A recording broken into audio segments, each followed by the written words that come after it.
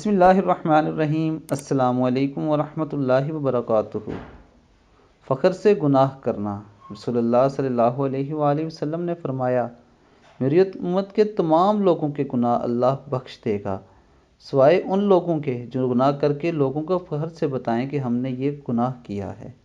یعنی دوستو، وہ لوگ بدترین ہوتے ہیں جو کوئی گناہ کریں، کوئی جرم کریں یا ان سے کوئی غلطی ہو جائے اور پھر اسے فخر سے بیان کرتے پھریں کہ میں نے فلاں کام کیا اور فلاں کام کیا، صرف اپنا رعب اور دبدبہ بنانے کے لیے، لیکن در حقیقت وہ اپنا نقصان کر رہے ہوتے ہیں۔ ایسا کرنے سے ان کی عزت بڑھتی نہیں ہے، بلکہ در حقیقت ان کی عزت گھٹ رہی ہوتی ہے۔ اور دوستو، وہ کتنا بد نصیب شخص ہوگا جو قیامت کے دن مسلمان ہونے کے باوجود اللہ تعالیٰ سے اپنے گناہوں کی بخشش نہ کروا سکے۔ اس لیے دوستو، اگر آپ سے کبھی کوئی گناہ سرزد ہو جائے تو آپ اس پر اللہ سے معافی مانگیے اور اس کا ذکر کسی سے مت کیجیے، کیونکہ اس طرح اس جرم پہ آپ کے گواہ بن جاتے ہیں۔ اللہ تعالیٰ ہمیں دین اسلام پر چلنے کی توفیق عطا فرمائے اور ہمارے گناہوں کی بخشش کرے۔ السلام علیکم ورحمۃ اللہ وبرکاتہ۔